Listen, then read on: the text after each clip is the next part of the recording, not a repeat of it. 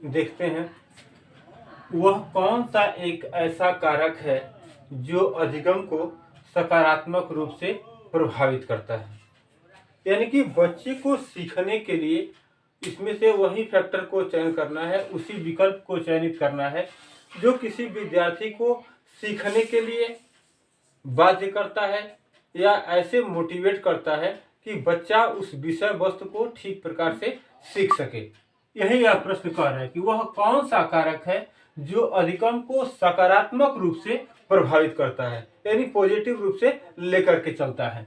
तो विकल्प दिया गया है कि अनुत्तीर्ण होने का भय, यानी कि विद्यार्थी इसलिए पढ़ाई करना चाहता है कि अगर वह पढ़ेगा नहीं तो वह फेल हो जाएगा, और इस बात से वह सकारात्मक रूप में मोटिवेट होता है और पढ़ना प्रारंभ करता है। या सहपाठियों से प्रतियोगिता, कुछ ऐसे उनके साथ के विद्यार्थी हैं जो ठीक ठाक है और उनके साथ कुछ टेस्ट कराया जाता है और उस टेस्ट में वह विद्यार्थी इस बात को लेकर के एक्टिव होता है कि नहीं, इसमें हमको सबसे पहला स्थान लेना है, सबसे बेहतर देना है। क्या यह विकल्प सही है? या अर्थपूर्ण संबंध, उस विषय को लेकर के वह इतना एक्टिव है कि उसका कोई एक सकारात्मक रिजल्ट उसके जीवन में आने वाला है। या माता पिता का दबाव, या उसके मम्मी पापा इतना प्रेशर देते हैं कि नहीं बेटा पढ़ लो, तुम्हें ही पढ़ना है, यही पढ़ना है, तुम्हारे जीवन के लिए यह महत्वपूर्ण है। तमाम ऐसे अगर सुझाव बच्चे को दिए जाते हैं तो क्या वह सकारात्मक रूप में उसे प्रभावित कर सकता है? यही यह प्रश्न पूछ रहा है। जानकारी के लिए फिर एक बार देखते हैं कि वह कौन सा कारक है जो अधिगम को सकारात्मक रूप से प्रभावित करता है। अनुत्तीर्ण होने के भय से कोई तो विद्यार्थी पढ़ता ही नहीं है।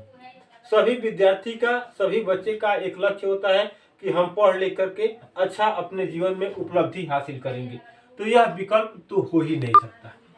सहपाठियों से प्रतियोगिता हो सके और उसमें वह बेहतर रिजल्ट दे सके, इस बात से वह मोटिवेट हो ही नहीं सकता है, क्योंकि फेल होंगे तो किसके साथ फेल होंगे? अपने दोस्तों के साथ।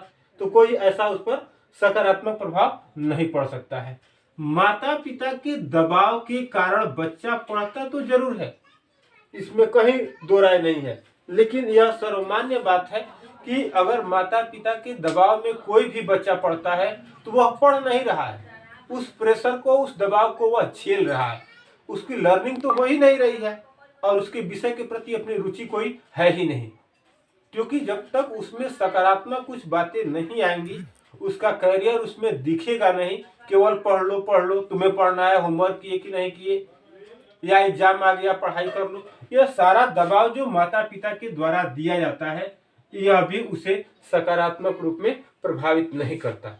लेकिन अर्थपूर्ण संबंध, उस पढ़ाई से उसके जीवन में क्या कुछ बेहतर हो सकता है, उस विषय में क्या कुछ बेहतर हो सकता है, अगर इसके बारे में अगर कोई जानकारी बच्चे को दिया जाता है अभिभावक के द्वारा, शिक्षक के द्वारा या पास पड़ोस के लोगों के द्वारा या किसी भी श्रेष्ठ व्यक्ति के द्वारा कि इस विषय से आपके जीवन का क्या संबंध है, अगर ऐसे अर्थपूर्ण कोई संबंध अगर बताए जाते हैं तो बच्चा पढ़ने के लिए क्या होता है? प्रेरित होता है और उसका यह एक सकारात्मक प्रभाव होता है कि वह बच्चा ठीक प्रकार से पढ़ने लगता है।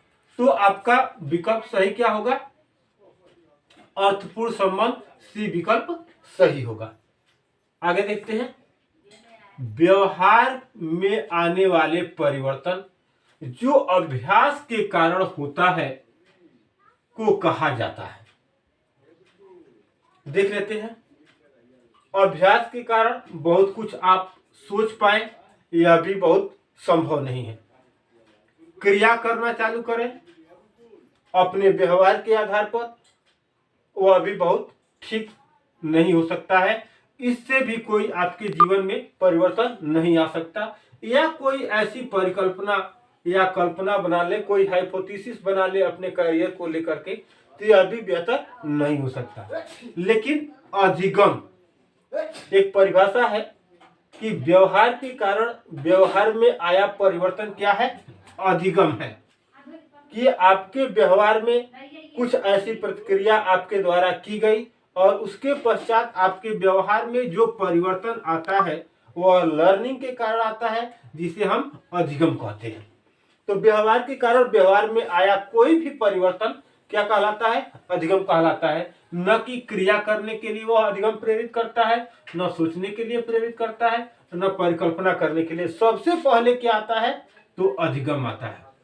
तो यहाँ पर आपका विकल्प डी सही हो जाएगा कि व्यवहार के कारण व्यवहार में आया कोई भी परिवर्तन। यहाँ पर कहा जा रहा है कि व्यवहार में आने वाले परिवर्तन जो अभ्यास के कारण होता है, यानी कि आपने का जो व्यवहार है उसी के अनुसार आपने कोई और व्यवहार उत्पन्न किया और उसमें जो परिवर्तन आया वह क्या कहलाएगा? वह अधिगम कहलाएगा। क्लियर?